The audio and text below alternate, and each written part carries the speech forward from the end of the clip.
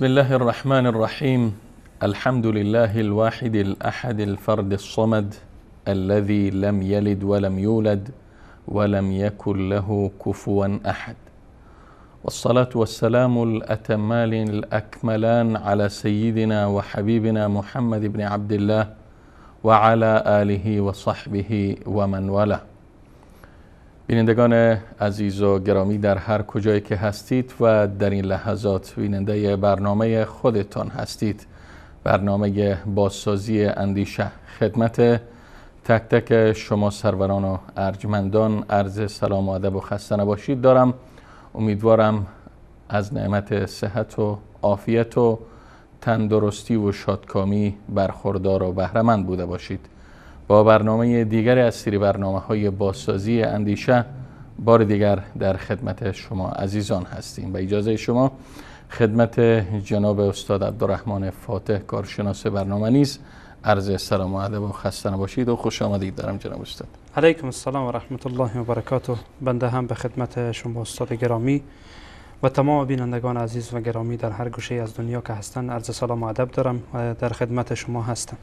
تشکر جناب استاد. خب بینندگان عزیز و گرامی، همان گونه که واقف هستید ما بحث دین شناسی را طی چندین برنامه از سری برنامه‌های بازسازی اندیشه آغاز کردیم و این بحث را با شناخت دین یهودیت شروع نمودیم و ان شاء الله در این برنامه مبحث دین یهودیت را تمام خواهیم کرد و این بحث را جمع می کنیم.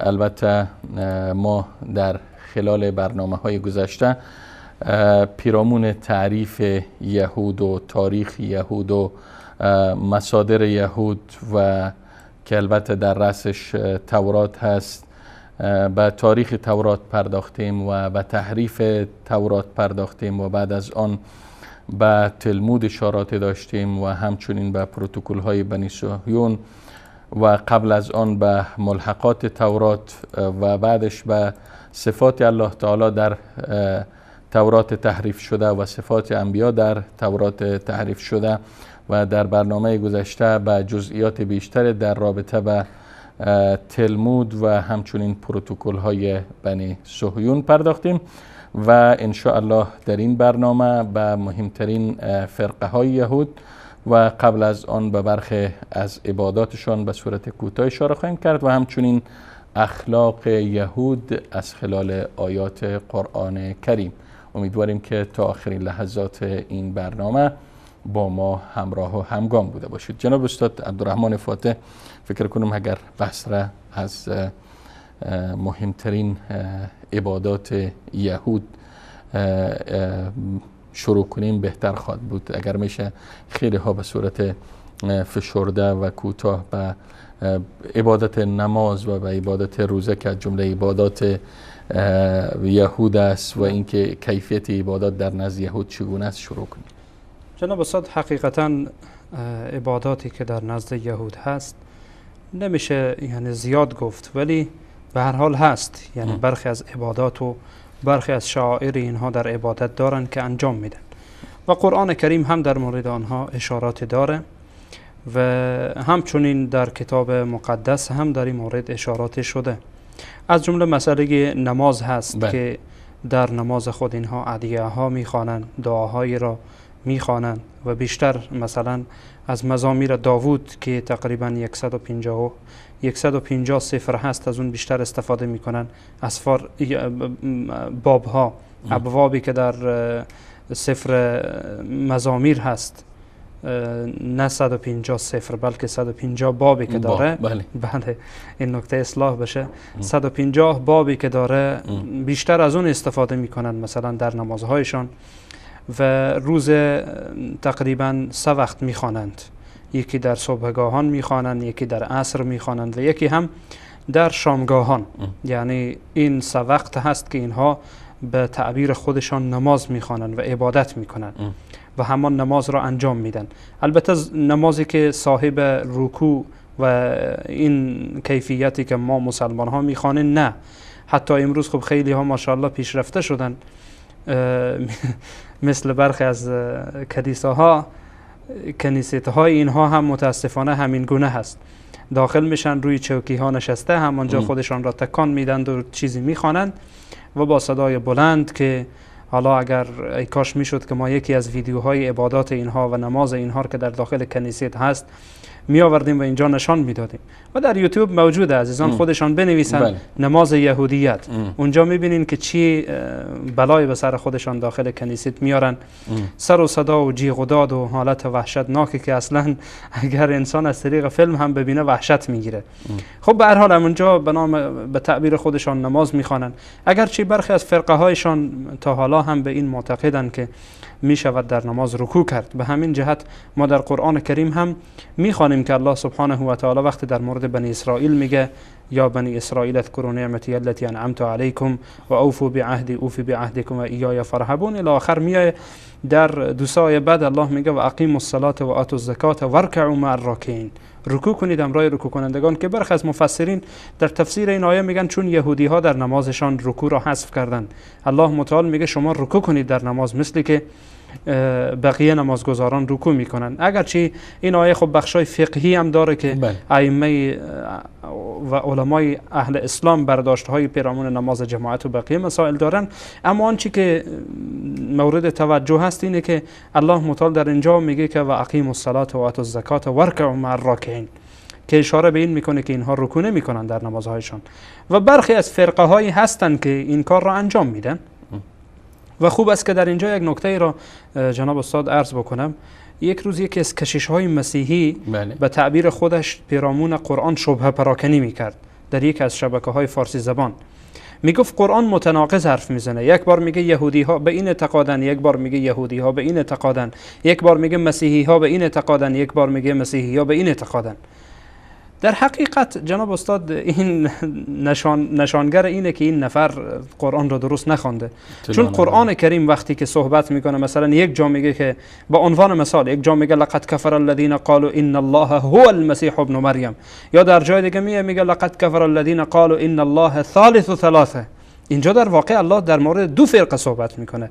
همه یعنی در مورد یک فرقه خاص صحبت نمیکنه. یک فرقه عقیده به حلول داره، یک فرقه عقیده به تثلیث داره. پس این دوتا با هم متفاوته. و قرآن کریم مثلا وقتی در مورد یهود هم یه حرف میزنه، در مورد فرقه حرف میزنه، میگه اینها رکوع نمیکنن. شاید کسی بیای بگه برخی از فرقه هایی هستن که امروز رکوع میکنن. بله، الله متعال مرادش در قرآن کریم اون فرقه ای که محدوده و فرقه کم هست اون را حساب نمیکنه. ما در اصطلاح اصول یک قاعده داریم جناب استاد که میگن که الاصول لا تبنى على النوادر، یعنی اصول و قواعد بر نوادر و بر چیزهای کم و بر چیزهای بی ارزش و بر گروهک ها بنا نمیشه، بلکه بر اکثریت. اصول و قواعد بنا بر اکثریت گذاشته میشه.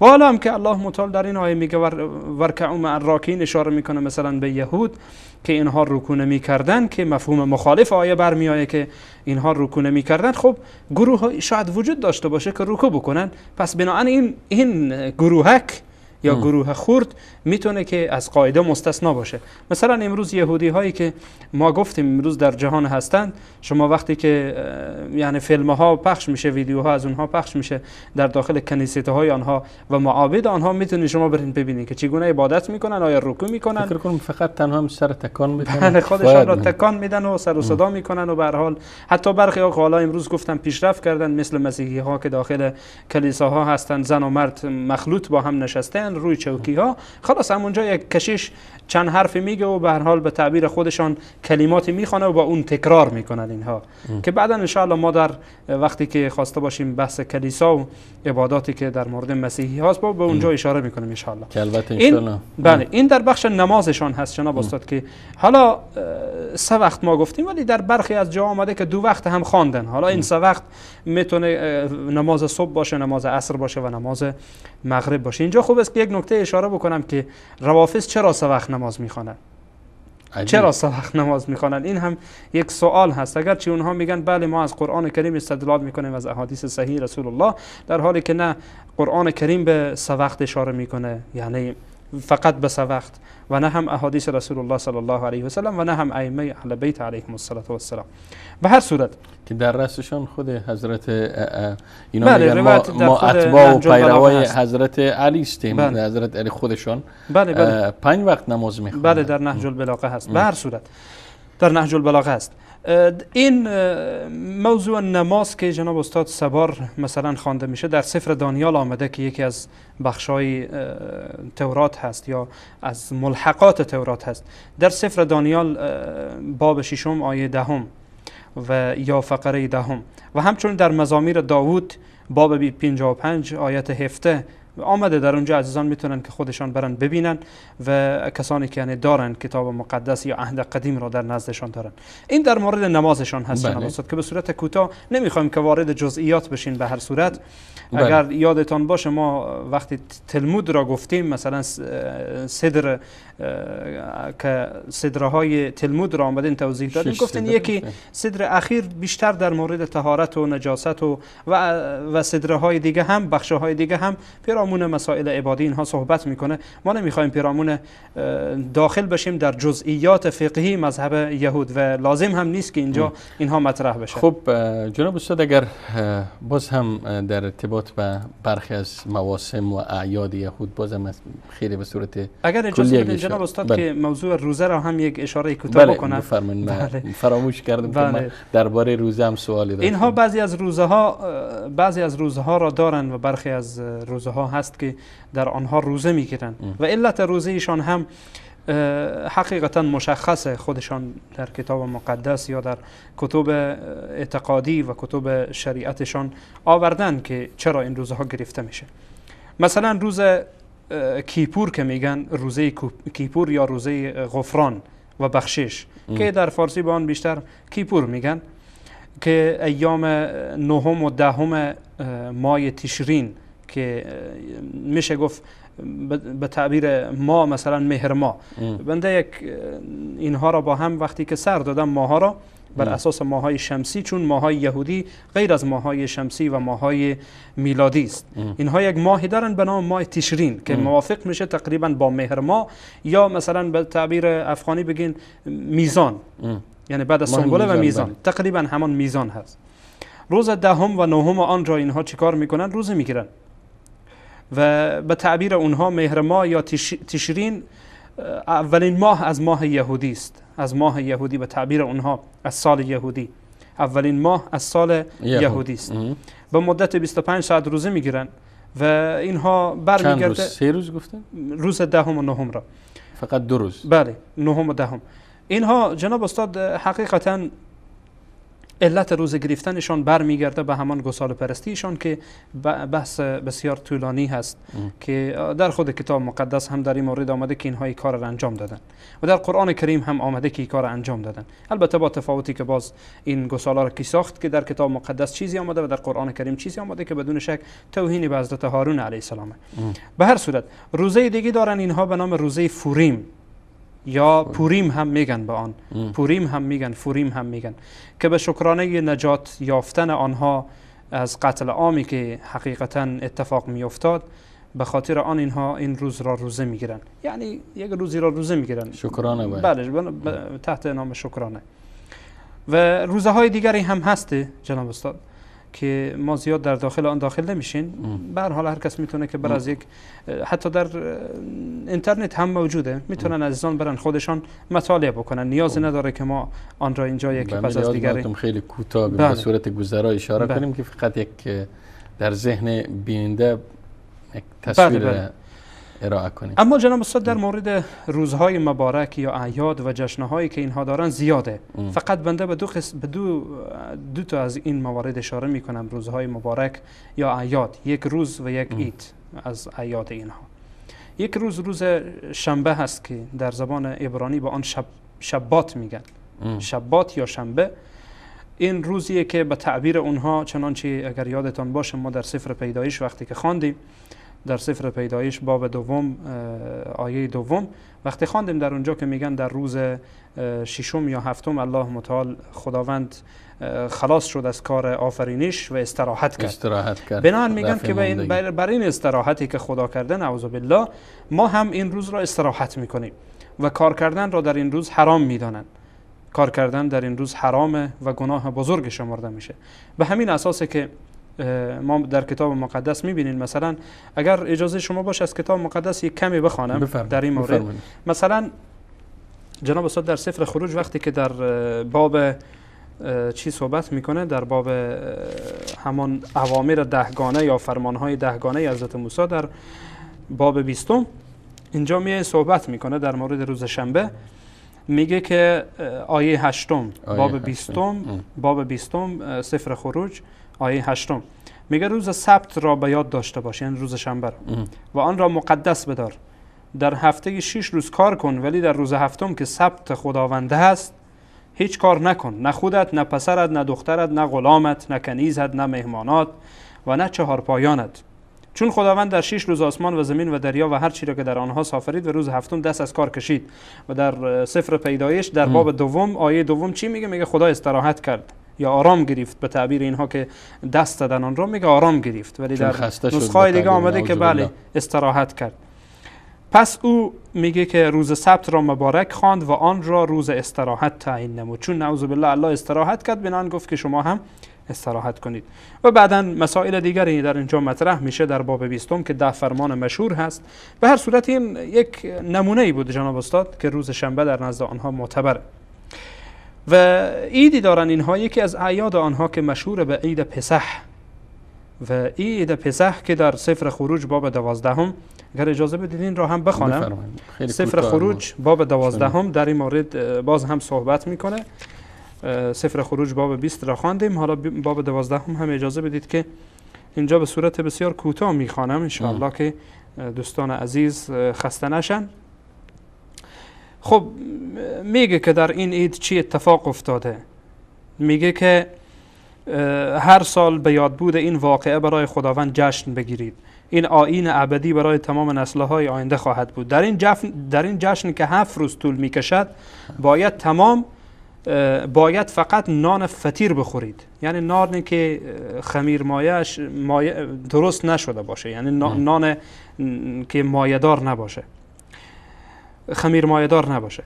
میگه در ادامه خودش میگه در روز اول خمیر مایه را از خانه خود بیرون ببرید، زیرا اگر کسی در مدت این 7 روز نان خمیر مایه دار بخورد از میان قوم اسرائیل طرد خواهد شد. به این واسطه این عید را به نام عید فطیر هم میگن، چون فطیر میخورن اینها در اون روز. بله، نمیتونن که نان بخورن که خمیر مایه دار باشه، باید نان بدون خمیر مایه بخورن. میگه در روز اول و هفتم این جشن باید تمام قوم به طور دست جمعی خدا را عبادت کنند و در این 2 روز به جز تهیه خوراک کار دیگری نکنید، فقط بخورید، فطیر بخورید که حالتان بهتر بشه. خب بعد جناب استاد میه پایین در آیه 24 در آیه 24 میگه برگزاری این مراسم برای شما و فرزندانتان یک قانون دائمی خواهد بود. وقتی به آن سرزمینی که خداوند وعده آن را به شما داده وارد شدید، عید پسح را جشن بگیرید.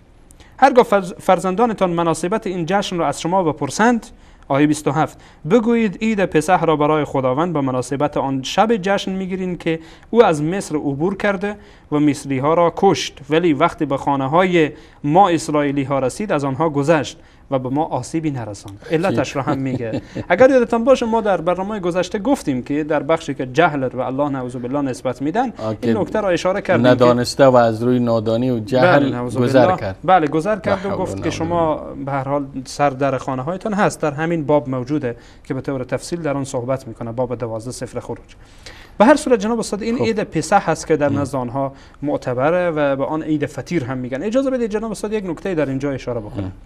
چند روز پیش یک زرتشتی آمده بود ادعا میکرد، میگفت شما مسلمان ها من اثبات میکنم که ایدهای شما برگرفته از عید یهودیت است و شاید منظورش این باشه که عید فطر شما همان عید فطیر یا عید پسح این هاست که در حقیقت یعنی واقعا باید خندید به عقل این مردم. اولا جناب استاد من میخوام که در اینجا یک نکته را عرض بکنم، چون آمد قبلا این حرف رو یعنی در ذهنم نبود، حالا آمد فی البداءه بگم، میخوام که این نکته را عرض بکنم.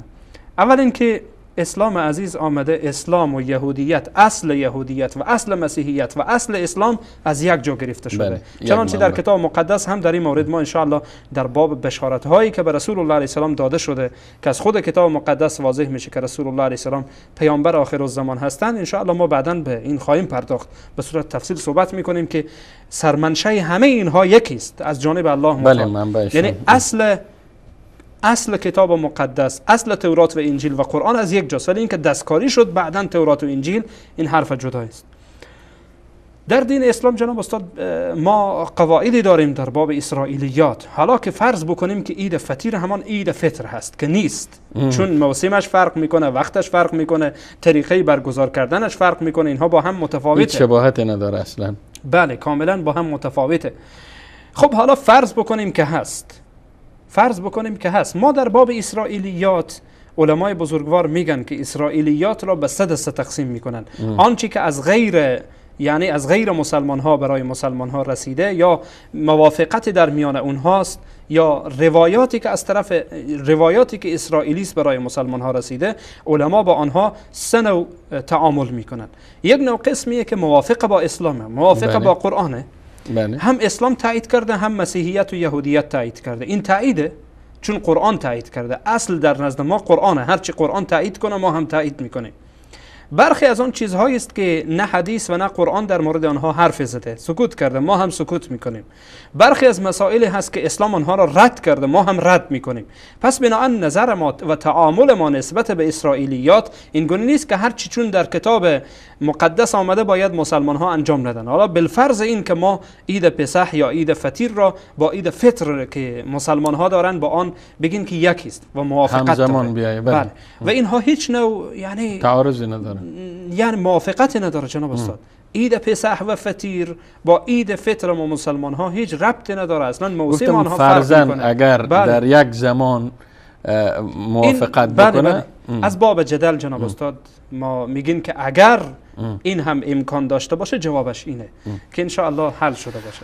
تشکر جناب استاد. البته به برخی از عبادات و اعیاد و مواسم یهود اشاره کردیم. اگر اجازه بدیم به اجازه شما و به اجازه بیننده های عزیز و گرامی میریم سراغ یک میان برنامه و پس از این میان برنامه انشاءالله میپردازیم به بیان فرقه ها و گروه های یهود. با ما همراه باشید.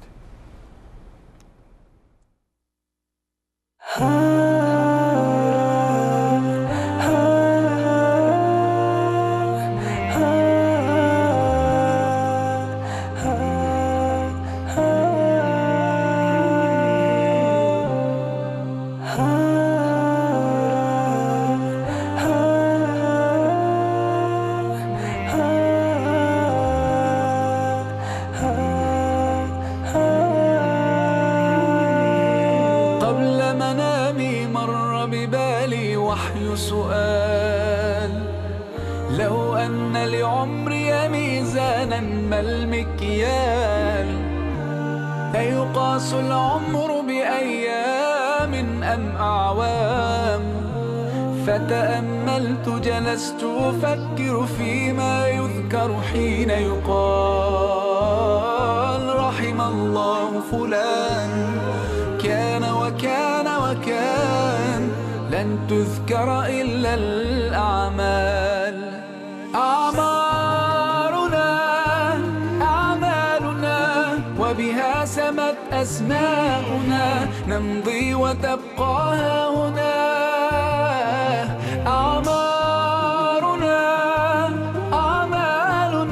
وبها سمت أسماؤنا نمضي وتبقى هنا آثارنا. لن أنتظر الفرصة حتى ترأف بي، بل أصنعها بالإصرار الملتهب. لن أقضي وقتي باللوم وبالعتاب، فكثير مروا وقليل ممن ذكروا حين يقال رحم الله فلان كان وكان وكان. لن تذكر إلا الأعمال. أعمالنا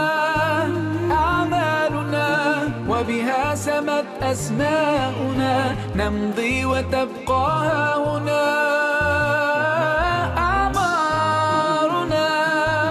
أعمالنا وبها سمت أسماؤنا نمضي وتبقى هنا آثارنا.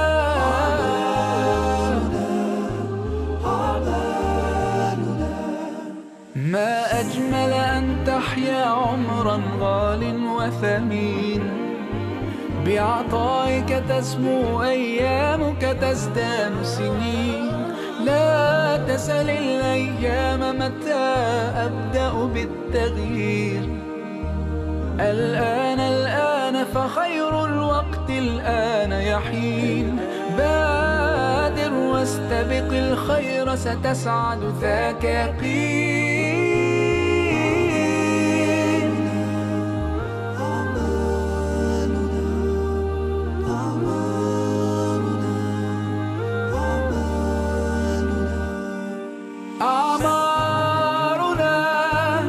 أعمالنا وبها سمت أسماؤنا نمضي وتبقى هنا.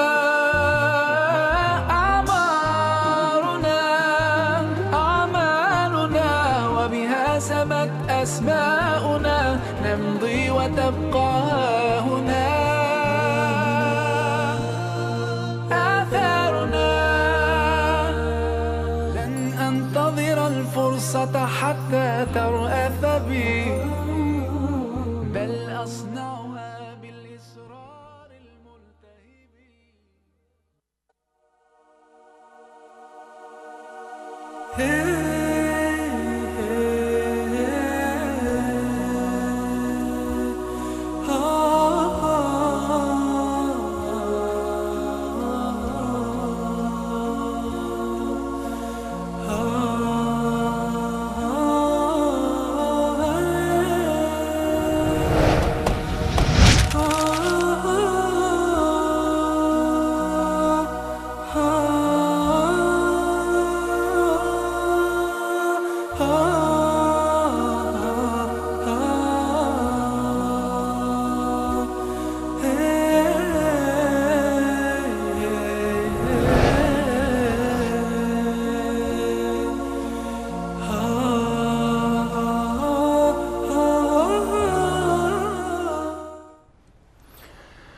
خب بینندگان عزیز و گرامی، با عرض سلام مجدد و دوباره در خدمت شما هستیم و بحثمون را در ارتباط به فرقه های یهود پی میگیریم و چنانه که در برنامه های گذشته هم وعده کردیم در این برنامه انشاءالله پیرامون مهمترین فرقه های یهود صحبت میکنیم. جناب استاد گرامی رسول الله صلی الله علیه و سلم در حدیث فرمودند که یهود به 71 یا 72 فرقه متفرق و پراکنده شدند. حالا میخوایم از مهمترین فرقه های یهود نام ببرین و به بیانش بپردازیم. جناب استاد، حقیقت امر این است که بله، رسول الله علیه السلام این حرف را گفتند و این حدیث رسول الله علیه السلام ثابت و صحیح است. اما آنچه که شاید برخی از بیننده ها به فکرشان احیانا برسه اینه که خب ما امروز نمیبینیم 72 گروه یا بیشتر از 72 گروه و حتی در مورد مسلمانان رسول الله علیه السلام گفتن که امت ما 73 فرقه میشه. خب میگه بیشترن امروز اگر ما حساب بکنین مسلمان ها خیلی بیشتر از 73 فرقه هستن. حقیقتا جناب استاد این اولا این یعنی حرف میشه گفت که رسول الله علیه السلام وقتی میگن این گروه ها منشعب میشن از یکی دیگر. بله.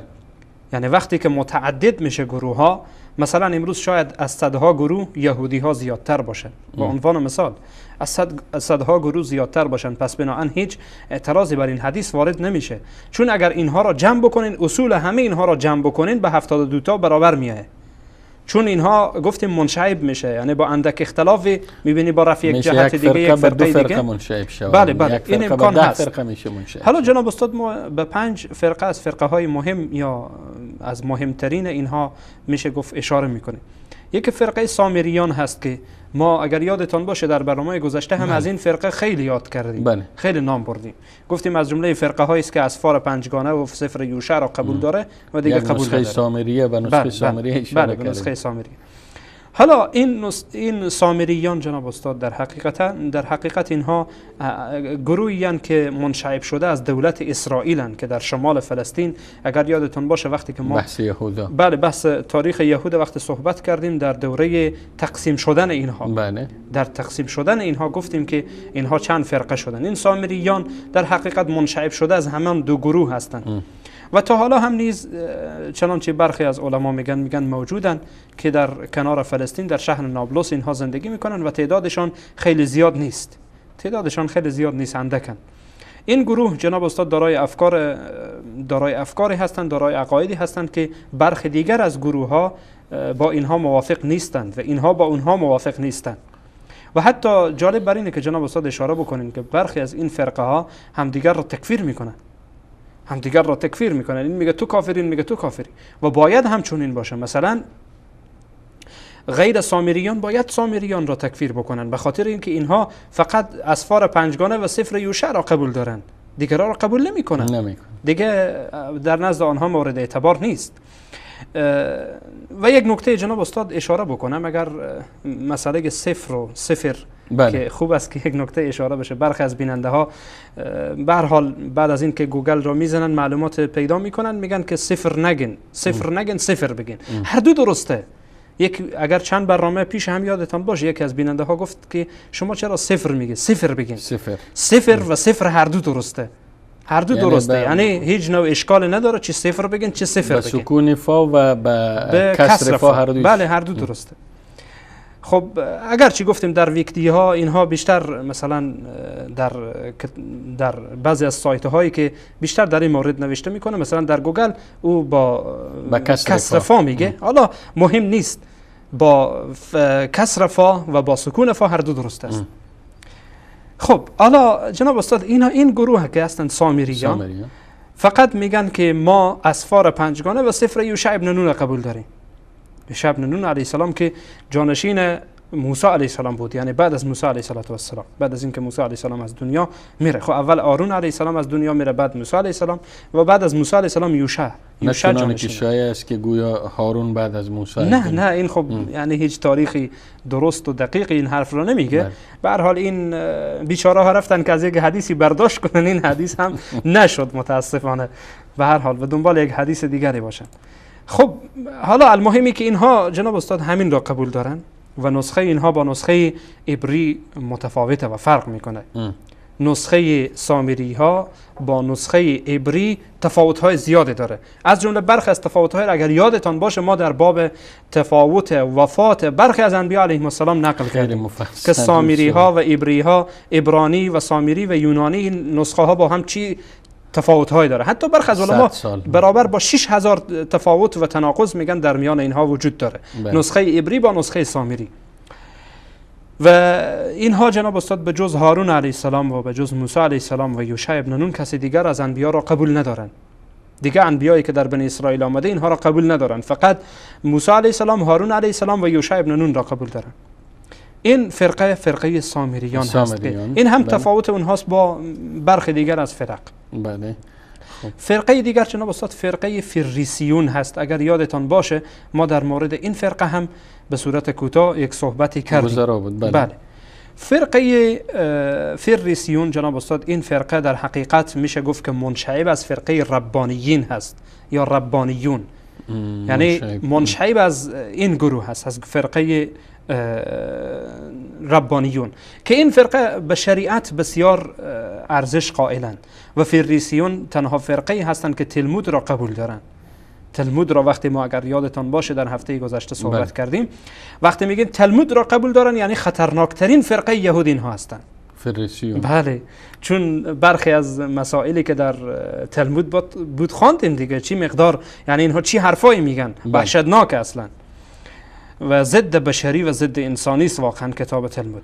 خب به هر صورت اینها عقیده و باور بر این دارن که جناب استاد اصلا خود تلمود را موسی علیه السلام به تعبیر اینها موسی علیه السلام آن را شفاعی از الله متعال گرفته و فعلا اینا موجود هستن این فرقه؟ بله موجودن. بله وجود دارن و مسلمان ها به اینها مثلا تلمودیان میگن، تلمودی ها میگن، ربانیین میگن، مشهورن اینها، معروفن.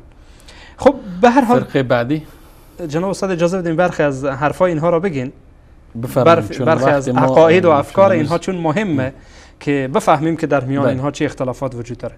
این گروه جناب استاد ادعا میکنن که در هر مسئله الله متعال با صوت و صدا برای ما خطاب میکنه و موضوع را برای ما میگه، یا برای همان آخوندای اونها و برای همان خاخامهای آنها. یعنی خاخامای اینا انبیا هستند، چون وحی ما هم طبق فهم و طبق باور ما، طبق اعتقاد ما وحی قطع شده. جناب استاد اینها کدام اصول محکمی ندارن. اگر یادتان باشه ما در برنامه گذشته وقتی پیرامون توهین اینها به حضرت داوود صحبت کردیم، یکی از این عزیزان آمد گفت که بله ما انبیا رو معصوم نمیدانیم، حتی در این حد معصوم نمیدانی که حضرت داوود رو میگی نعوذ بالله زنا کرد، خیانت کرد. یعنی اینها اصول محکمی ندارن، به این جهت بزنی از این جهت فرار میکنه، به این جهت رو محکم بگیری از جهت دیگه فرار میکنه. بله، کدام اصول محکم جناب استاد اینها در باب اعتقاد و در باب اصول ندارن. شما مثلا به همین واسطه وقتی که هر کس میخواد، این حرف برای عزیزان میگم که میخوان با اینها مناظره و بحث بکنن، اول اینها رو محکم بگیرن تو از کدام گروهی و کدام کتاب را قبول داری، یعنی مستقیم با اینها وارد بحث نشن. اگر مستقیم وارد بحث شد یک دم کاتولیک میشه، مثلا مسیحی یک دم کاتولیک میشه، یک دم میره طرف ارتدوکس ها میره، یک دم میره طرف پروتستان ها میره، یعنی مذبذبه، معلوم نیست. بله، خلاصه این که راهی پیدا بکنه برای فرار کردن. به همین واسطه اول باید گروهش مشخص بشه که این از کدام گروه است و کدام کتاب را قبول داره و در نزد این معتبره، بعداً میشه با او وارد بحث شد و از کتابی که یک اصل و یک مبنا. خب جناب استاد این فرقه فریسیون هستند که از مهمترین افکار اینها گفتیم همان مسئله تلمود هست، قبول داشتن تلمود هست و به آنها ربانیین هم میگن، اهل تلمود هم میگن. فرقه سوم جناب استاد فرقه صدوقیون هست. صدوقیون؟ بله، صدوقیون. این هم یکی از فرق قدیم یهود هستند که اینها منتسب میگردند به سوی یک کسی، یک کاهنی به نام صادوق، صادوق. بله، صادوق، که این 300 سال قبل از میلاد میزیسته و برخی از اعتقادات خاصی باز اینها دارن، از جمله این که اینها به تلمود ایمان ندارن و فقط اسفار پنجگانه را قبول دارن و اسفار پنجگانه همان اسفار اول، سفرهای اولی که ما گفتیم آنها تورات حقیقی است که سفر خروج هست و همچنین سفر پیدایش، خروج، لاویان، اعداد و تثنیه، این 5 سفر را در نزد اینها معتبره. و برخی از علما میگن که نه، اینها کلا عهد قدیم را قبول دارن ولی تلمود را قبول نمیکنن، تلمود را اینها قبول ندارن. و در این مورد یعنی اینها با فرقه اول که سامریان هستند میشه گفت موافقند در قسمت رد تلمود.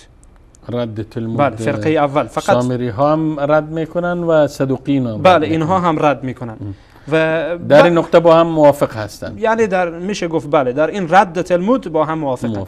اما در قبول تورات و ملحقات تورات اون سامریین خب یک قول هست که خلاص اسفار پنجگانه را قبول دارن و برخی سفر یوشع را هم داخل میکنن. اما اینها در مورد اینها اختلافه که تنها 5 سفر را قبول دارن یا ملحقات را هم قبول دارن. یعنی کل عهد قدیم را قبول دارن یا اینکه نه فقط همان اسفار پنجگانه را قبول دارن. اینها زنده شدن بعد از مرگ انکار میکنن، میگن که بعد از اینکه خلاص انسان مرد دیگه تمام میشه و روح که از جسد خارج شد، جسد هم نابود میشه، روح هم نابود میشه، دیگه وجودی نداره که دوباره شخص زنده بشه. بله. و همچنین همین فرقه هستن که میگن عزیر پسر خداست و قالت الیهود و عزیر ابن الله. در سوره توبه الله متعال به این مورد اشاره میکنه. صدوقیون. بله صدوقیون. اینها میگن که عزیر فرزند خداست، نعوذ بالله. خب این هم که میگن فرزند خداست و اون مسیحی هم که عیسی علیه السلام فرزند خدا میدانن، حقیقتا اینها برگرفته از همان یونانی های قدیم یا اهل باستان قدیمی هست که حقیقتا از اونها گرفتن، که بعدا ان شاء الله ما در باب تسلیس که بیاین این مورد را به طور تفصیل در موردش صحبت میکنیم. و خداوند متعال در قرآن هم اشاره میکنه ذالک قولهم بافواههم یضاهئون قول الذین کفروا من قبل. میگه این اقوال ایشان که میگن عیسی پسر خداست و عزیر فرزند خداست، در حقیقت یضاهئون قول الذین کفروا من قبل، مشابهت داره با قول کسانی که قبل از اینها کافر شدن و این حرفا را گفتن. خب به هر صورت فرقه چهارم جناب استاد، آنچه که در پیش ماست، فرقه حسیدیم هست. حسیدیم. بله. این فرقه جناب استاد حقیقتا بعضی ها میگن از فرقه فریسیون اینها به وجود آمدن و فرقه صوفی هست. اینها صوفی های یهود هستند. بله صوفی های یهود هستند که اینها حقیقتا تلمود قبول دارن اما توجیه باطنی میکنن. تلمود را قبول دارن، چون گفتیم که فریسیون تنها فرقه هستند که تا حالا آنچه که ما از فرقه های اینها گفتیم تنها فرقه هستند که تلمود را اینا به صورت کامل چه میشنا و چه گماران هر دو را قبول دارن. یعنی متن و شرح را قبول دارن. اینها هم قبول دارن ولی فرقه صوفی هستند و فرقه باطنی هستند. یعنی میگن که مثل که مثلا برخی از اهل بدعت یا بگین برخی از فرق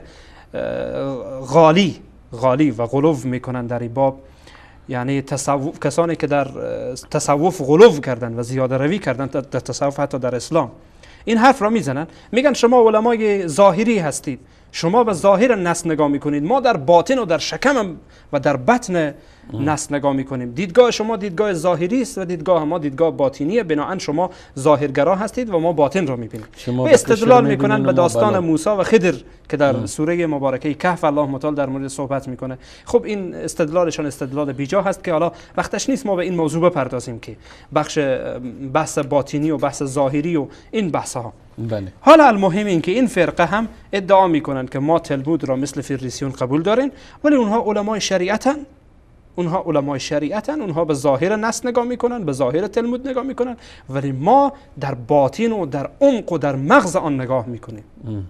این ادعای اونهاست. خب اینها جناب استاد برخی از اعتقاداتی دارن، از جمله مسئله وحدت الوجود. یعنی اینکه اینها میگن تمام مخلوقات حقیقتا مظهر و عبارتی از الله است، عبارتی از یک وجوده. وحدت الوجود یعنی این. اگرچه برخی ها مثلا حتی در فرق اسلامی هم برخی از فرقه ها هستن میگن نه وحدت الوجود یعنی وحدت الشهود، بعد میاد وحدت الشهود را تشریح میکنه و میگه نه این مراده که شما گرفتید و نیست، ولی در حقیقت وحدت الوجود یعنی این که جناب استاد کل مخلوقات را مظهر و عبارتی از یک وجود میدانه. یعنی میگه همه اینها در حقیقت مظهر یک وجود هست که او اللهه. یعنی نعوذ بالله این موز هم الله هست، خداست، نعوذ بالله این پیاله هم خداست، این کامپیوتر هم خداست، نعوذ بالله همه این مخلوقات آنچه که شما میبینید اینها مظهری و عبارتی از یک وجودن. و این فرقه دقیقاً همین حرف را میزنن، یعنی اعتقاد دارن به وحدت وجود. حالا ما میفهمیم که این وحدت وجود از کجا گرفته شده. این وحدت وجود از همین فرقه گرفته شدن، فرقه یهود که حقیقتا اینها گفتیم که صوفی های یهودی گفته میشن، یعنی در دین یهودیت. یعنی وحدت الوجودی که برخی ها منسوب به آن هستند میگن برگرفته شده، الهام گرفته شده از فرقه حسیدیم است. بله. البته جناب استاد در اینجا یک نکته را عرض بکنم که وقتی ما میگن صوفی ها به این معنی نیست که کل صوفی های مسلمان به این اعتقادن. خیلی از صوفی های مسلمان این را رد میکنن، این را کفر میدانن، این عقیده وحدت الوجود را. خب برخی از فرقه هایی که فریب خوردن، حتی نعوذ بالله در برخی از کتب اینها اگر ما مراجعه بکنیم حرفای وحشتناکی میبینیم. به عنوان مثال اگر بیننده عزیز میخواد در این مورد اطلاع پیدا بکنه، برای کتاب فصوص الحکم ابن عربی و کتاب فتوحات آیات مکی ابن عربی را ببینه، بعد میفهمه که وحدت الوجود یعنی چی. یعنی اصلا به دهانم نمیاد نعوذ بالله. یعنی خودم واقعا میشرمم که در مورد الله سبحانه و تعالی چی گفته و چی حرفای در مورد الله هست. این عقیده وحدت الوجوده. خب به هر صورت جناب استاد فکر دیگر و عقیده دیگری که اینها دارن اینه که عقیده به جبر دارن، یعنی جبریه هستن. ما در فرق اسلامی هم داریم فرقه به نام جبریه میگن. بله. که اینها میگن انسان از خود اختیاری نداره، یعنی در باب قضا و قدر میگن انسان از خود اختیار نداره. الله او را جبر میکنه که باید همین کار را انجام بده، او را جبران با آتش جهنم میاندازه نعوذ بالله. از این قبیل حرفای وحشتناکی که دارن. و همچنین عقیده به تناسخ ارواح دارن که برخی از فرق اسلامی هم متاسفانه بر اونها سرایت کرده. تناسخ ارواح میگه یک نفر فوت میکنه بعد روحش بر یک بدن یک کس دیگر میاد. نعوذ بالله. این حرفا هم خطرناکه و اینها در نمازهای خود از موسیقی استفاده میکنن. یعنی وقتی که نماز میخوانن موسیقی استفاده میکنن. برخی از فرق صوفیه‌ای که در میان مسلمانان هم هست میبینین که این کار را متاسفانه انجام میدن، با موسیقی عبادت میکنن، رقص میکنن، عبادت میکنن، به تعبیر خودشان میچرخن. جناب استاد حقیقتا اینها برگرفته از اونها برگرفته از آنهاست. ولی برخی از مسلمان ها میدانند که متاسفانه بدعت احیانا میشه که با یک نامهای مزین داخل میشه. شما جناب استاد شاید باور نکنید، من کسایی را دیدم که میگه من چرس میزنم تا به الله نزدیک بشم. این رو باور میکنید؟ و والله قسم این حرف رو میزنه جناب استاد. میگه تریاک میزنم، چرس میزنم تا به الله نزدیک بشم. میگه چگونه به الله نزدیک میشی؟ میگه وقتی من چرس میزنم، تریاک میزنم، بسیار نرم میشم، انسان بسیار خوبی میشم، یعنی بیشتر رابطه من به الله میرسه، مستحکم میشه. جالب بر اینه که ما یک حزبی داریم، گروهی داریم در میان برخی از فرق باطل یا صوفیای غالی بگین و افراطی به نام حزب آینه و شانه میگن. اینها به طرف آینه و طرف عکس دختر مقبول یا بچه مقبولی نگاه میکنن، میگن ما از این طریق به الله میرسیم. باورتان نشه جناب استاد، این واقعا اینها حقیقت داره. بینندگان عزیز میدانن، کسانی که به هر حال در میانشان یعنی این فرقه ها وجود داره میدانن که این حرفا متاسفانه وجود داره. حالا این هم که موسیقی با وجودی که در دین اسلام حرامه و فقهای اسلامی آن را حرام میگن، این کار را انجام میده، میگه که این موسیقی برای من مرا جذب میکنه، من بیشتر به الله توجه میکنم، نعوذ بالله از راه حرام داخل میشه، میخواد به الله نزدیک بشه. خب این بحثی که حالا ما اگر خواسته باشیم در موردش صحبت بکنیم زیاده.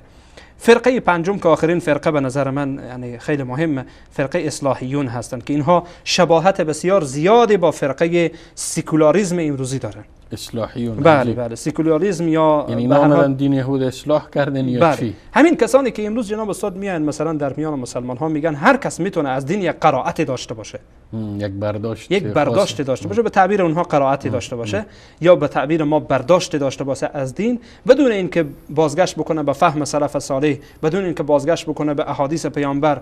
خلاص میگه من از قرآن میتونم که یک برداشت داشته باشم.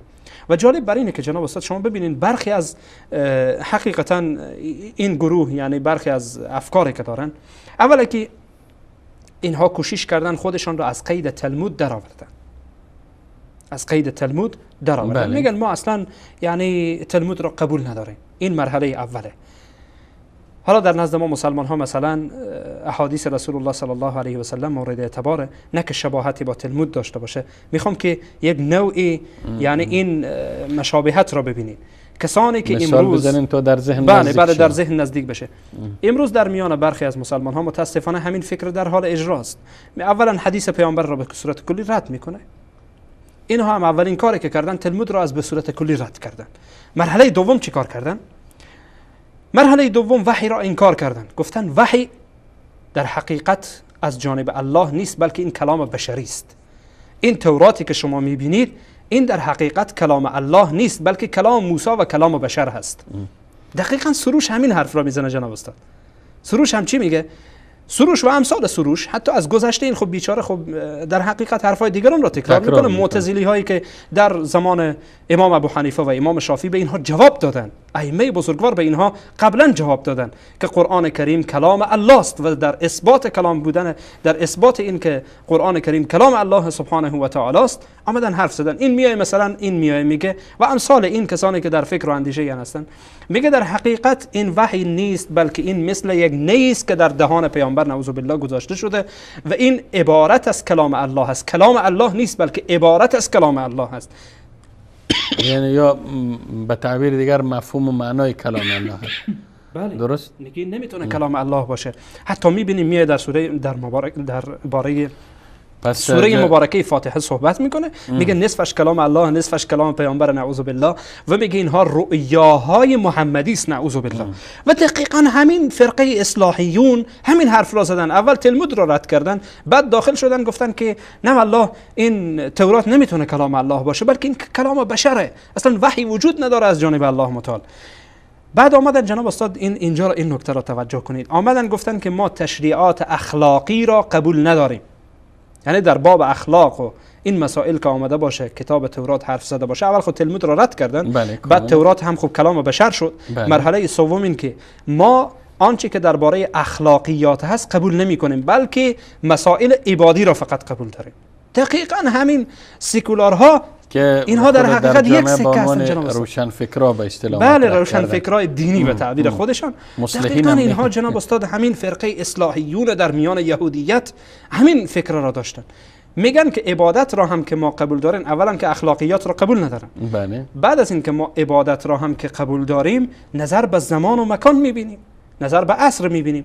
اگر این عبادت ما با این عصر سازگار بود آن را قبول داریم، اگر نبود قبول نداریم. یعنی دقیقاً جناب استاد همون چیزی که امروز سکولارها میگن. یعنی بازم میگن اینا برگرفته شده یا ناشی از بدون شک جناب استاد، بدون شک اینها در حقیقت همین فکر و همین اندیشه را داشتند و دارند، راه را تعقیب میکنن. یعنی بله بله. بعد جناب استاد موضوع دیگری که اینها در حقیقت قبول ندارن اینه که میگن که بعد از مرگ انسان دوباره زنده نمیشه. بعد از مرگ دوباره انسان زنده نمیشه و عذاب قبر و عذاب که در حقیقت عذاب روز آخرت هست اینها را انکار میکنن. ما دقیقاً در برخی از گروه هایی که حالا اینها هم متأثر شدن از این فرقه، مثلا عذاب قبر را انکار میکنن در میان مسلمان ها. بله. عذاب قبر را انکار میکنن، اصلا مسئله به نام روز آخرت اصلا نمیشناسن. اینها میگن به خاطر ترساندن مردم بوده، خاطر ترساندن مردم بوده و الا اینکه روز آخرت وجود نداره. یا کمونیستای امروزی مثلا میگه مثل یا در گذشته هم همین گونه بودن، یا آتئیستای امروزی مثلا ملحدین امروز، اینها هم همین فکر و همین اندیشه. میگه انسان مثل یک گیاه هست، میرویه، سبز میشه، بزرگ میشه، بعد پس دوباره از بین میره. بعضی گیاها درخت میشه، ثمره میده، پس از بین میره، خشک میشه، از بین میره. انسان هم میگه مثل همینه، فرق نمیکنه. این فرقه هم همین فکر و اندیشه را داشتن. و از همه جالبتر این که میگن لازم نیست که شما نماز را به زبان عبری بخوانید، به هر زبانی که به هر لغتی که دلتان میخواد بخوانید و درسته و صحیح هست. یعنی فتواهای من درآوردی و فتواهایی که به هر حال از خودشان در میارن. و متاسفانه امروز ما در میان فرقه هایی که حالا سکولار هستن یا ادعا دارن که ما روشن فکرای دینی هستیم، متاسفانه ما احیانا شبیه همین حرفا را میشنویم. جناب استاد این فرقه اصلاحیون و به نظر من اینها بسیار مهم بود و اساسی بود که باید گفته میشد تا اینکه وجه هم هست. بله فرقای دیگر زیادن.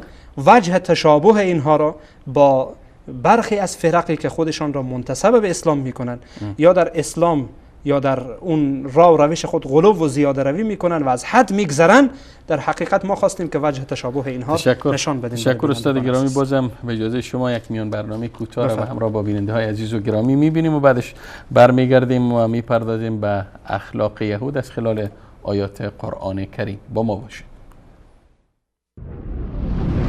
نور في الظلمات أنسي في خلواتي يا سعدي وهنائي القرآن حياتي. إن الذين يكتمون ما أنزلنا من البينات والهدى من بعد ما بيناه للناس في الكتاب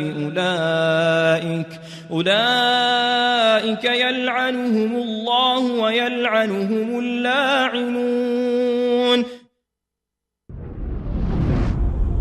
بیگمان کسانی که دلایل روشن و هدایتی را که ما فرو فرستاده ایم پنهان می کنند، بعد از آن که آن را در کتاب برای مردم بیان نموده ایم مورد نفرین الله و لعنت کنندگان قرار می گیرند.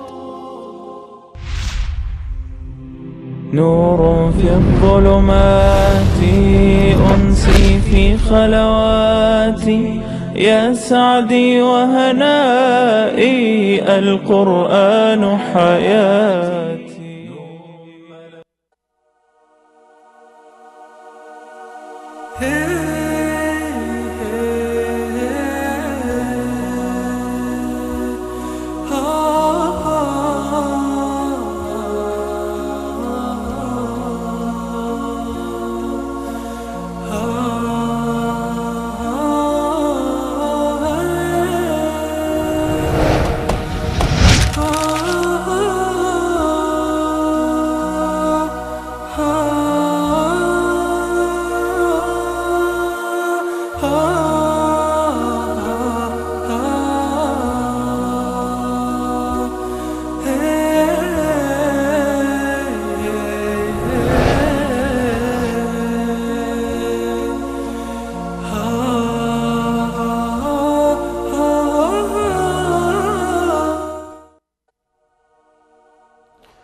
خب بینندگان عزیز و گرامی، با عرض سلام مجدد و دوباره در خدمت شما هستیم با ادامه بحثمون.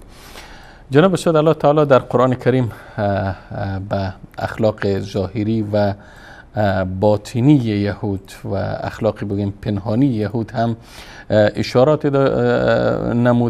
نموده که انسان مسلمان وقتی با قرآن، با خواندن قرآن، با تلاوت قرآن، با ترجمه، با پیوردن به معانی قرآن، در حقیقت از حقیقت یهود، از واقعیت یهود، از اخلاق یهود آگاهی پیدا میکنه و مطلع میشه.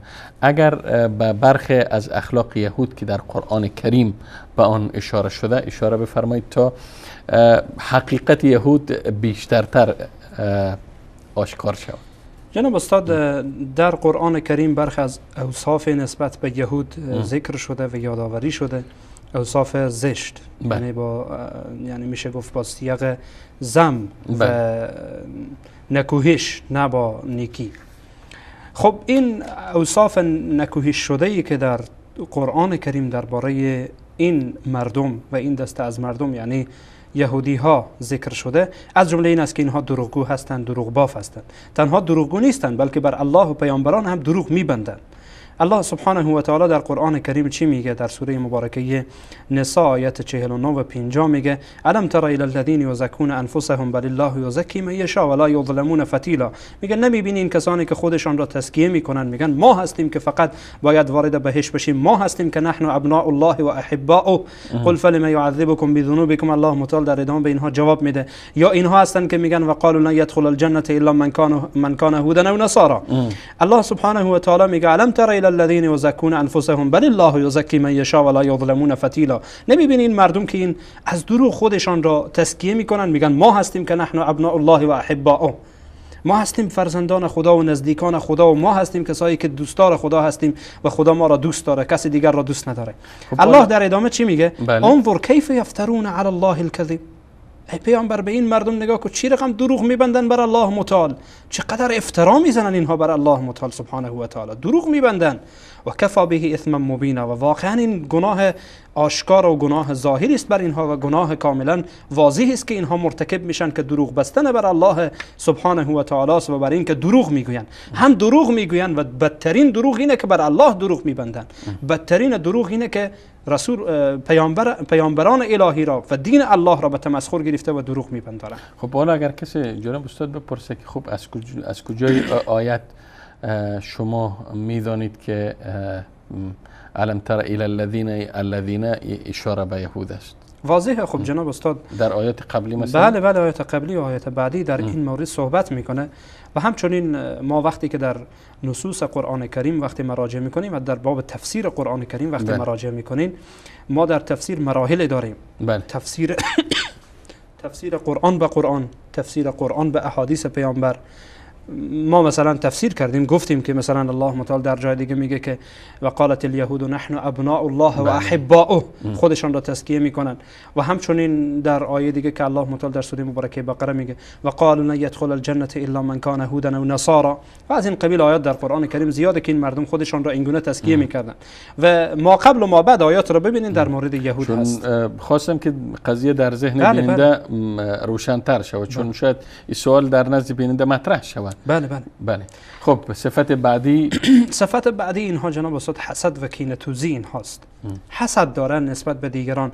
مثلا وقتی که الله سبحانه و تعالی دین اسلام را برای مسلمان ها فرستاد، اینها حسادت کردند.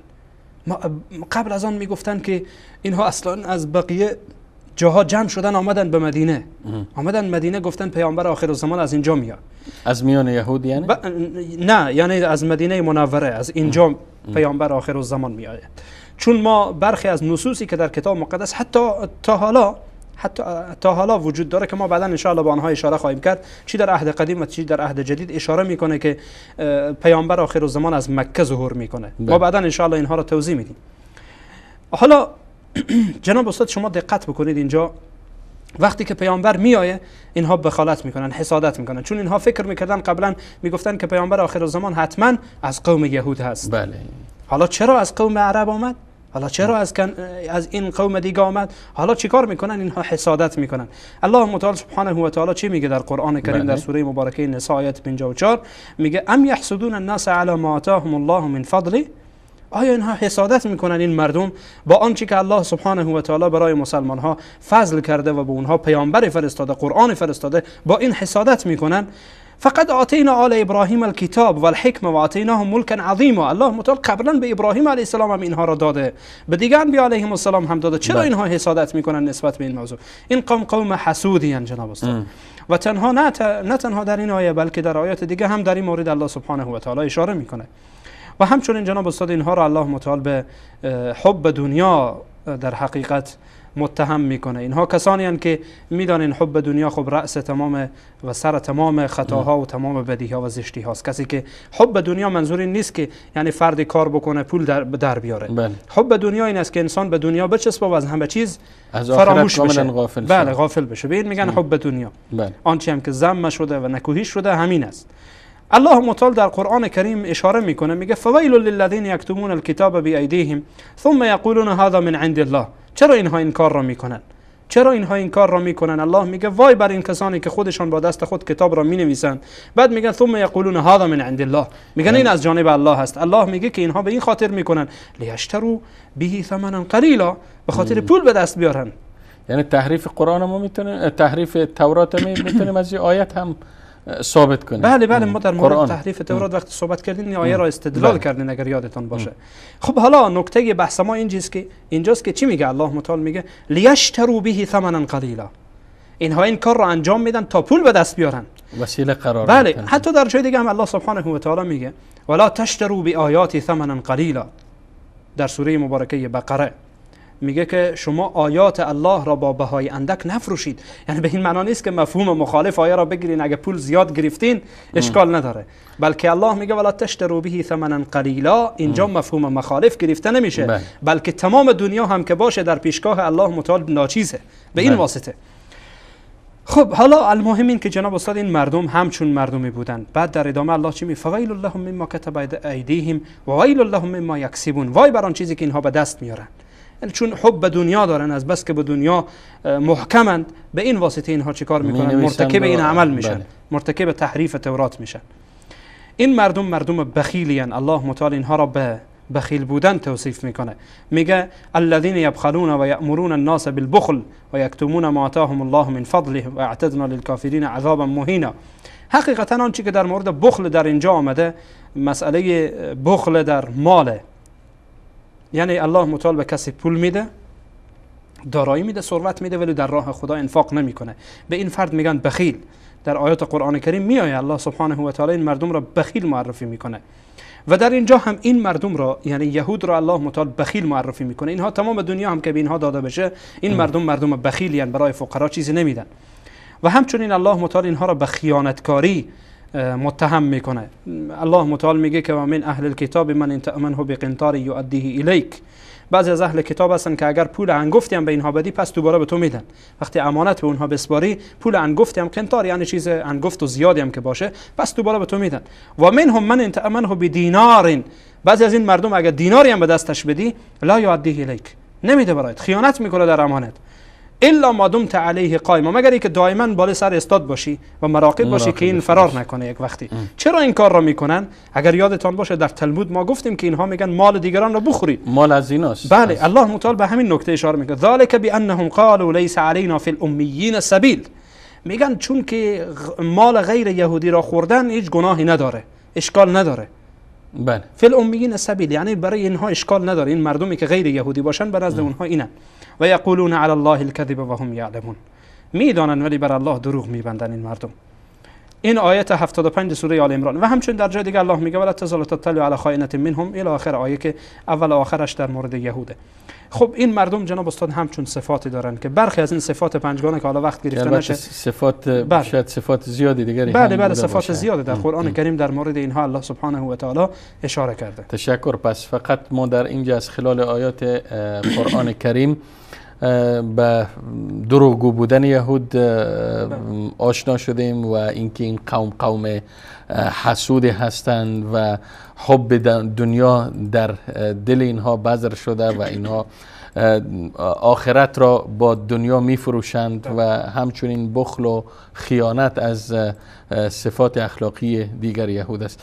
به اجازه شما باز هم میریم سراغ میان برنامه. پس از این میان برنامه انشالله باز هم دوباره در خدمت شما عزیزان خواهیم بود و همچنین پس از این میان برنامه انشالله تلفن های برنامه از زیرنویس خواهد شد و شما عزیزان می توانید در رابطه با موضوع برنامه گفتنی های خود را مطرح کنید. نور في الظلمات أنسي في خلواتي يا سعدي وهنائي القرآن حياتي ولا تقف ما ليس لك به علم إن السمع والبصر والفؤاد كل أولئك كان عنه مسئولا. و از آنچه به آن علم نداری پیروی نکن، بیگمان گوش و چشم و دل همه بازخواست خواهند شد.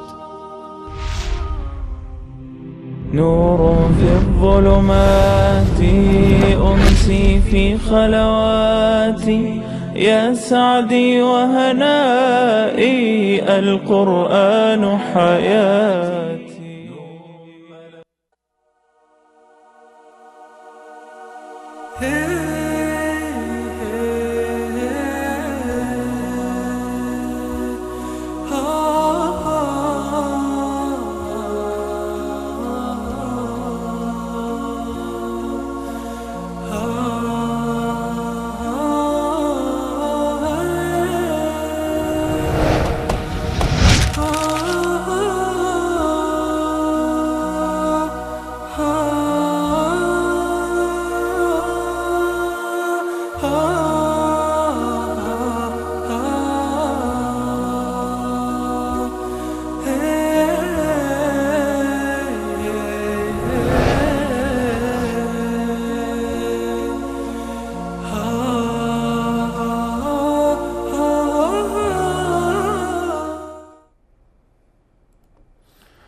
خب بینندگان عزیز و گرامی سلام علیکم. البته دوستای گرامی در اتاق کنترل تلفن های برنامه را زیرنویس کردن و شما گرامیان می توانید از همین لحظه به بعد تماس بگیرید و هرچه که در ارتباط به موضوع برنامه دارید مطرح کنید. البته باز هم تذکر میتونم مثل که در سایر برنامه ها بارها تذکر داده میشه، فقط صحبت هایتون باید در چارچوب موضوع برنامه باشه و هر صحبتی که خارج از موضوع برنامه باشه من البته پیشا پیش معذرت میخوام و تماسشان قطع میکنم. خب جناب استاد فاتح گرامی، بیننده از طریق واتساپ برنامه سوال فرستادن و سوالشان فکر کنم حتی چند جزء داره. گفتن که آیا شما به متن عبری کلام مقدس آشنا هستین؟ جناب استاد بنده با زبان عبری آشنا نیستم، اما ادامه سوالشان چیست که آیا چی میخوان؟ خب که ما فقط سوالشانی بود و گفتن که آیا میشه که با ترجمه فارسی تورات و کلام مقدس و تناقضات پی برد؟ این نکته مهمه جناب استاد.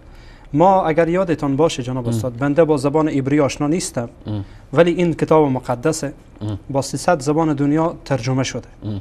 متوجه شدین؟ بله. و ترجمهش را نه من کردم نه شما. و این کتاب را من چاپ نکردم، در مطبعه منم چاپ نشده، بلکه در خود کلیسا پخش شده، در خود کلیسا اینجا مشخصاتش هست. خود آخوندهای مسیحی و یهودی چاپ کردن و چاپ شده دست منم نیست. اما این که ما میتوانیم از این تناقضات را بگیریم. تناقضات تورات به اندازه‌ای هست که از ترجمه خارجه. مثلا جناب استاد اینجا رو دقت بکنین، اگر یادتان باشه ما در برنامه گذشته وقتی تناقضات را صحبت کردیم، بنده با همان انصافی که داشتم تناقض را یا تحریف را به چند دسته تقسیم کردم. تا اینکه کسی نگه که این تحریفی که شما میگید تحریف در ترجمه شده، ولی این تحریف به اندازه‌ای هست که به ترجمه نمی گنجه. جناب استاد مثلا در سفر خروج به عنوان مثال در سفر خروج میگه که موسی و هارون و بزرگان بنی اسرائیل الله را دیدن، ولی در سفر تثنیه چی میگه؟ در سفر تثنیه میگه نه ندیدن. عزیز ما که این سوال را پرسان کردن، سفر خروج باب 24 آیت 9 و سفر تثنیه باب 4 آیت 12 این را ببینن. حالا این تناقض به ترجمه چی ربطی داره جناب استاد؟ یکی میگه الله را دیدن، یکی میگه الله را ندیدن. حالا ما کدام را قبول کنیم؟ این تناقض اینه جناب استاد. تناقض فقط در الفاظ نیست. تناقض اگرچه در الفاظ هست، حالا مثلا کتاب مقدس به زبان عربی ببینین غیر از این چیزی که به زبان فارسیه. حتی به ترجمه ها دست دادن و خودشان ترجمه کردن. جناب استاد اگر یادتون باشه ما در حین بررسی تناقضات و تحریفات وقتی شما متن فارسیش را میخواندین، ما به برخی از متون عربی اشاره کردم که تفاوتی نداشت. چرا جناب استاد؟ در برخی از موارد دست دادن، حتی همون هم تفاوت داره. اگه در باب در سفر پیدایش جناب استاد در سفر پیدایش باب 2 آیه 2 اونجا میگه که الله استراحت کرد، ولی در اینجا نمیگه استراحت کرد. بحث استراحت مطرح نمیکنه، میگه بعد از اینکه الله از خلقت زمین و از خلقت مخلوقات تمام شد آرام گرفت، خلاص.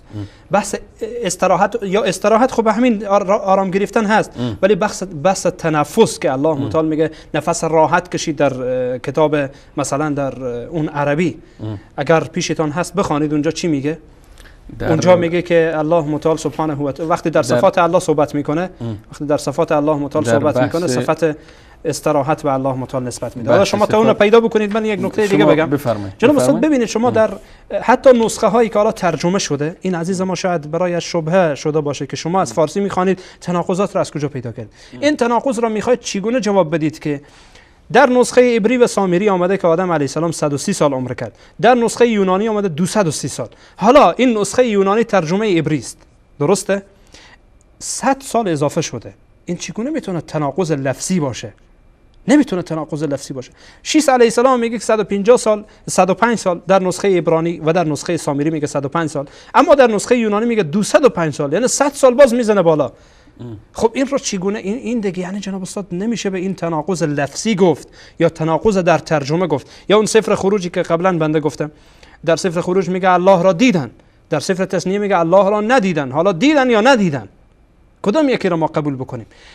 این جناب استاد یعنی در اصل مراد تورات تناقض وجود داره، نه ای که در الفاظش تناقض وجود داشته باشه. در اصل مراد و مفهومش تناقض وجود داره. اگر در مفهوم باشه در فارسی و عربی این چیز است، هیچ فرقی نمیکنه. چون شما وصف خستگی و ماندگی را گفتین، درست است؟ در سفر خروج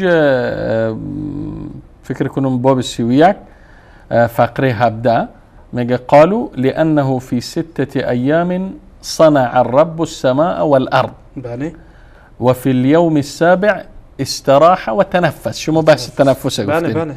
در فارسیش گفتین تنفس نیست یعنی. نه اون سفر بالای رو بخونید. سفر پیدایش تکوین 2 بله سفر تکوین باب دوم فقره 2 بله و فرغ الله في اليوم السابع من عمله الذي عمل بله فاستراح في اليوم السابع من جميع عمله الذي عمل. بسیار خوب. یعنی جناب استاد میبینین که متاسفانه یک سری حتی این یک اختلاف جزئی است جناب استاد، این که در باب تنفس و غیر تنفس اینها جزئی است، ولی بنده توجه کردم اینها را احیانا جناب استاد بنده با هم سر میدم، متن عربی را با متن فارسی اصلا کلا متفاوته. خب یعنی در برخی از مسائل الفاظ بسیار قوی و الفاظی که یک مفهوم دیگری را میرسانه در زبان فارسی یک چیز هست و در زبان عربی چیز دیگری هست. حالا جناب استاد منظور ما اینجاست که حالا فرض بکنیم که این زبان یعنی یک ترجمه مثلا اشکالاتی داره در یک جایی، در یک جای اشکال داره، حالا مترجم فارسی چیزی کرده، مترجم عربی چیزی دیگه، این میگن تناقض در ترجمه یا تناقض لفظی خوردی، یه تناقض لفظی. بله. اما این که تناقض در مفهوم باشه این مهمه. حالا جناب ما هدف ما مفهوم است نه بله دقیقاً. نه تعبیر. دقیقاً. خب ببینید در ادامه سوال کردن باز گفتن که چرا رسول الله صلی الله علیه و آله یهود را به تبعیت از تورات دعوت میکرد؟ نه تبعیت از تورات رسول الله علیه و السلام دعوت نمیکنن. اگر ما قبل و ما نه درست این سوال این البته سوال وقتی گفتن برای حکمیت بحث این حکمیت سوال جناب استاد مطرح میشه، ولی وقتی شما اگر در قرآن کریم در همین آیه که عزیز ما گفتن مراجعه بکنین، آیه 43 سوره مبارکه مائده، اونجا الله سبحانه و تعالی میگه و کیف یحکمونک و عندهم التوراة فیها حکم الله. اینجا بحث اینه جناب استاد اگر ما به شأن ورود یا به سبب نزول آیه مبارکه مراجعه بکنیم. حالا مشکل بر اینه که برخی از دوستان ما که وقتی میخوان در یک چیزی استدلال بکنن نمیدانن که این آیه چی واسطه گفته شده و در کجا گفته شده تا ما مراد آیه را بفهمیم. بحث از اینجا بود که زن و مرد یهودی زنا میکنن، اینها را میارن به خدمت پیامبر. در کتاب مقدس در سفر تثنیه باب 22 به صورت تفصیل در این مورد صحبت میکنه که اگر زن و مرد شوهردار با هم زنا کردن سنگسار بشن، کشته بشن. درسته؟ در سفر تثنیه باب 22 در تورات وجود داره. رسول الله علیه و السلام اینها میان در نزد پیامبر میگن که ای محمد تو در مورد ما حکم بکن که این دوتا با هم زنا کردن، ما چیکار بکنیم؟ رسول الله علیه السلام میگن شما در نزد شما در دین شما چیست؟ میگن که ما والله رویش را سیاه میکنیم، آن را میگردانیم داخل بازار. پیامبر علیه السلام میگه تورات را بیارید. اینجا را دقت کنید، تورات را بیارید. تورات را میارن اونجا. یکی از صحابه پیامبر علیه السلام هم اونجا استاد هست که تورات را میفهمید و حتی در برخی از روایات آمده خود رسول الله علیه السلام این نکته را توجه میکردن. خب تورات را میارن، بعد میگذارن، میگه بخوان فلان جا را بخوان. شروع میکنه به خواندن، میرسه جای رجم که میرسه دستش را میگیره. رسول الله علیه السلام میگن دستت را بردار از اینجا، بخوان اون را. و اون صحابی هم که اونجا میفهمه، با زبان عبری آشنا هست و زبان تورات را میفهمه، میگه دستت را بردار. برای اون آخوند یهودی میگه، برای اون کسی که یهودی بوده، میگه دستت را بردار اینجا را هم بخوان. وقتی دستش را بر میداره همان آیه رجم در اونجا مشخصه، واضحه. بعد الله متعال سبحانه و تعالی چی میگه؟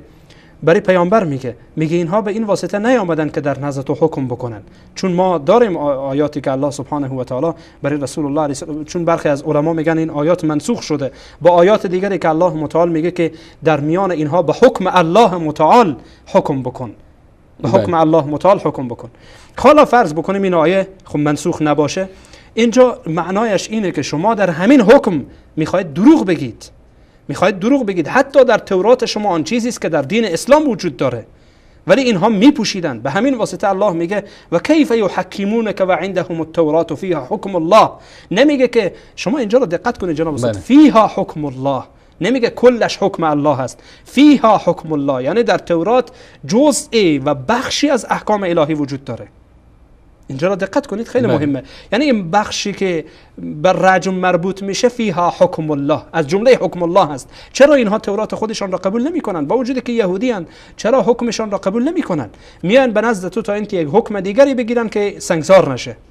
متوجه شدین؟ این یک حیله بود جناب استاد. یا برخی از علما میگن که این آیات مثلا و کیف یحکمونک و عندهم التوراة فیها حکم الله که اشاره به همین موضوع داره، یا در برخی دیگر از آیات که مثلا میایه که اشارت به این موضوع میکنه الله سبحانه و تعالی که میگه چرا اینها به تورات خودشان و به انجیل خودشان عمل نمیکنن، اشاره به این داره که آنچه در مورد رسول الله علیه السلام هست چرا از تورات و انجیل نمیگیرن، آنها چرا نمیگیرن، به پیامبر آخر الزمان ایمان نمیارن.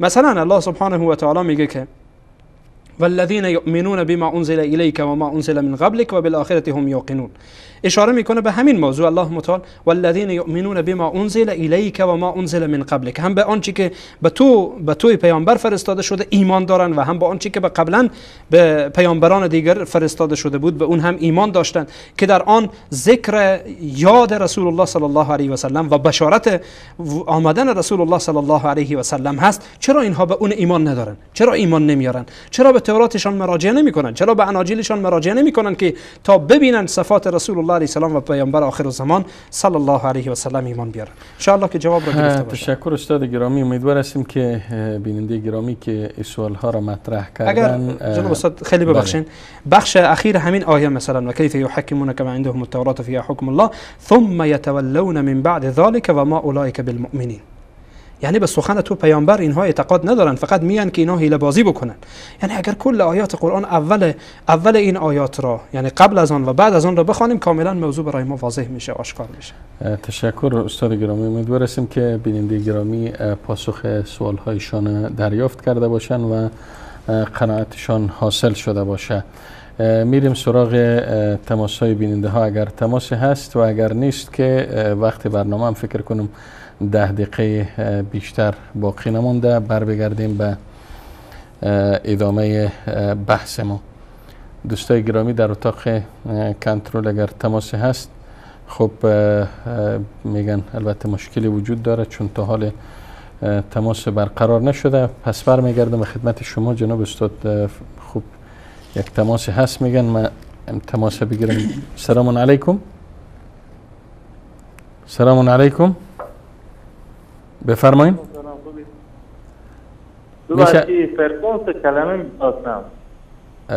دوستای گرامی در اتاق کنترل فرکانس را براتون میدم.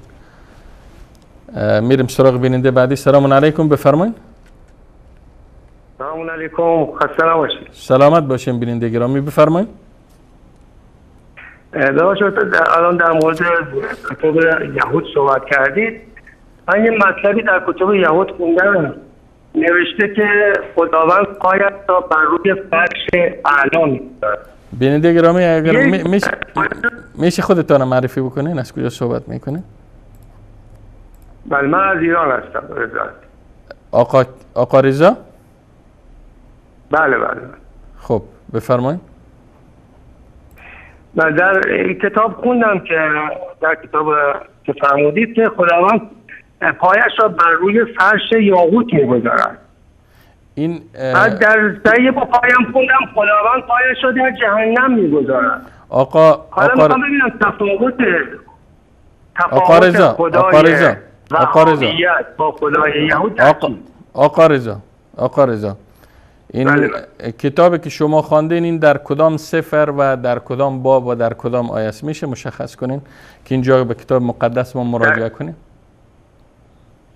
بله، در صحیح بخاری شما ببینید. آقا رضا گرامی سوال من مشخص بود. گفتم در کتاب مقدس که شما خواندین در کدام سفر، در کدام باب و در کدام فقره؟ آقا رضا فکر کنم قطع کردن، البته دنبال شبه پراکنی بودن. امیدوار هستم که وقت صحبت میکنن صحبتشان منصفانه باشه و وقتی میگن من در کتاب مقدس خواندم به این معنا که اهل تحقیق هستن، اهل مطالعه هستن، چون هر کسی فکر نکنم که دسترسی به کتاب مقدس داشته باشه و از عهده قرائت و یا خواندن کتاب برآمده بتونه. لذا وقت دوست میایه و اینجا میگه که در کتاب مقدس من خواندم، باید سفر کتاب، صفحه، باب و فقره را بیان بکنه. خب برمیگردیم به سیدو، چون سوال دیگر باقی مونده بود استاد گرامی و از وقت برنامه هم فکر کنم 5-6 دقیقه بیش نمونده و سوال آخری ما عبارت از دیدگاه و موقف یهود در قبال مسلمانان است. یعنی یهود چه موقفی دارن و البته این موضوع فکر کنم در آیات قرآن کریم بیان شده. بله جناب استاد، در قرآن کریم در این مورد صحبت شده و الله سبحانه و تعالی در قرآن کریم میایه برخی از صفات اینها که نسبت به مسلمین دارن بیان میکنه. از جمله در سوره مبارکه مائده آیه 82 الله متعال سبحانه و تعالی میگه که لتجدن اشد الناس عداوة للذین آمنوا اليهود والذین اشركوا. میگه بدترین مردمی که و دشمنترین مردمی که تو آنها را میابی و با آنها برخورد میکنی کسانی هستند که خودشان را یهود میگن و مشرکین. اینها بدترین دشمنان نسبت به مسلمان ها هستند. این تعبیر قرآن کریم هست و تعبیر کاملا دقیقه و آنچه هم که در کتاب تلمود اگر یادتان باشه ما در برنامه گذشته در موردش صحبت کردیم و سیدرهای مختلف. بله در مورد تلمود صحبت کردیم و گفتیم که این متاسفانه وجود داره که یهودی ها به این فکر و به این اندیشه هستند که به هر جا میبینی بکش و به هر صورت یعنی مسائل مختلفی وجود داره. در این صورت نمیخوام که بیشتر تفصیل بدم. بله. و همچنین در قرآن کریم الله سبحانه و تعالی اینها را به گونه دیگری نسبت به دشمنی که مسلمان ها دارن بیان میکنه و حسد آنها نسبت به مسلمان ها بیان میکنه. آیه 109 سوره مبارکه بقره الله متعال میگه ود کثیر من اهل الكتاب لو يردونكم من بعد ایمانکم کفارا حسدا. خیلی از اهل کتاب دوست دارن که شما را دوباره کافر بکنن از روی حسدی که به شما دارن. من عند انفسهم، همان حسدی که در وجود اینها نهفته. من بعد ما تبین لهم الحق، از پیش خود شبهات میارن. من عند انفسهم شبهات میارن که شما را دوباره کافر بکنن، شما را دوباره مشرک بکنن. نمیخوان یهودی بکنن، دوباره میخوان شما را کافر و مشرک اصلا پس به همان راهی که بودید شما را برگردونن. اصلا معتقد به دعوت هم نیستن که غیر یهود دعوت کنن. من بعد ما تبین لهم الحق فاعف عنهم واصفح حتى یاتی الله بامره ان الله على كل شيء قدیر. الله متعال در ادامه. حالا مهم چیزی که برای ما مهم است ود کثیر من اهل الكتاب لا يردونكم من بعد ایمانکم کفارا حسدا. از روی حسادتی که دارن میخوان دوباره شما را کافر بکنن. و همچنین الله متعال در آیه 120 سوره مبارکه بقره یعنی تقریبا 11 آیه بعدش میگه که ولن ترضى عنك اليهود ولا النصارى حتى تتبع ملتهم. ای پیامبر هرگز اینها راضی نمیشند، یهود و نصارا راضی نمیشند حتی تتبع ملتهم، تا زمانی که ملتشان را و دینشان را و کیششان را و آیینشان را و تابعت بکنی. که این خوبه برای یک فرد مسلمان هم این موضوع را بفهمه که هیچگاهی اینها برای مسلمان دوست نمیشن مگر اینکه مسلمان با اونها دوست بشه و مسلمان دین و کیش و آیینشان را قبول بکنه. بله. پس یهود قسمی که شما گفتین از روی حسادت و یک هدف عمدهشان است که تلاش میکنن تا مسلمانان را از دینشان دور کنن و از دینشان بر بگردانن، خلاصه اینکه به طرف کفر اونها را سوق بدن و این از خلال برنامه ها و فقرات پروتکل های بنی صهیون که ما در برنامه گذشته هم به آن اشاره کردیم به خوبی پیداست که تلاش میکنن به هر صورتی که شده مسلمانان را از دینشان از آیینشان دور کنن. جناب استاد اگر گفتنی دارین و الا برنامه رو به ختم است. جناب استاد حقیقت امریه که آنچه که این فرد تماس گرفت و خواست که نوع شبهه پراکنی بکنه این شبهه پراکنیش حقیقتا خیلی بیجا بود. اگر باز خیلی میخواد که در این مورد صحبت بکنه، یعنی وقتی که روافض میان در مورد تجسیم صحبت میکنن یعنی شخصا خودم واقعا خنده‌ام میگیره که وقتی در کتاب کافی وقتی مراجعه میکنین در بهار الانوار و در این کتب مراجعه میکنی که الله پای خودش را میگذاره بالای پای دیگه، این نعوذ بالله این حرفا در کتاب کافی. حالا جناب استاد ما مثلا وقتی که ما اهل سنت و جماعت وقتی که بحث صفات الله را صحبت میکنیم و در مورد آن حرف میزنیم، حقیقتا ما میگیم که صفات الله سبحانه و تعالی 4 اصل مهم را در صفات پروردگار متعال مطرح میکنیم. میگیم که صفات الله را ما بدون تکییف، بدون تمثیل، بدون تجسیم و بدون اینکه ما با آن حقیقتا آن را تحریف بکنیم آن را اثبات میکنیم. صفات الله را در نزد اهل سنت به گونه اثبات میشه که بدون تکییف باشه، یعنی کیفیت با آن نمیدیم که چگونه بدون تجسیم، بدون اینکه ما به الله متعال جسم، یعنی به تعبیر به هر حال مجسمه به الله متعال نعوذ بالله جسم قائل باشین به این گونه. ما میگیم صفات الله سبحانه و تعالی غیر از صفاتی است که ما انسان ها داریم و این فکر و این اندیشه که به هر حال ما فکر بکنیم هر جایی که پا آمد، هر جایی که دست آمد، هر جایی که سر آمد به این معناست که مثل ماست. یعنی طرز تفکر عجیبیه. حالا پای شتر و پای مورچه یکی است؟ نیست، یکی. اینها با هم فرق میکنه، اونم پاست اینم پاست. سر و کو و سر انسان یکی است؟ فرق میکنه این دو تا با هم. پس بنابراین جناب استاد ما بدون تکییف و بدون تمثیل و بدون تحریف و بدون آن که ما به آن حقیقتا تمثیل بکنیم نسبت صفات الله سبحانه و تعالی قبول داریم. و اینها واقعا در مورد تجسیم وقتی صحبت میکنن کتب خودشان به اندازه‌ای هست که اصلا غیر قابل شمارشه. البته از ابتدای صحبتاش پیدا بود. ای کاش دوستایی که مثل آقای رضا ادعای اینو میکنن که بیننده هستن و در کتاب مقدس خواندن و سوال در نزدشان پیش آمده، این سوال و این پرسششان واقعی باشه، حقیقی باشه، نه اینکه شبهه پراکنی کنن و از آدرس و از نشانه روافض بیاین اینجا.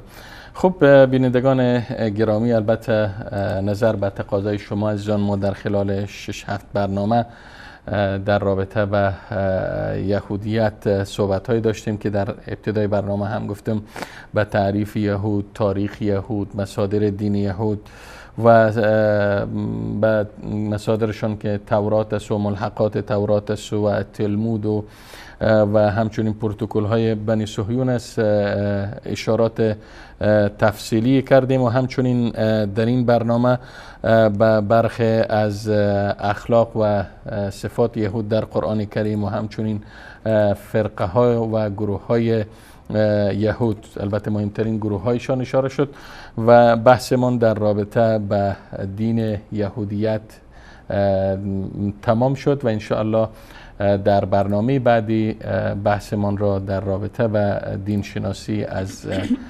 تعریف نصرانیت آغاز خواهیم کرد.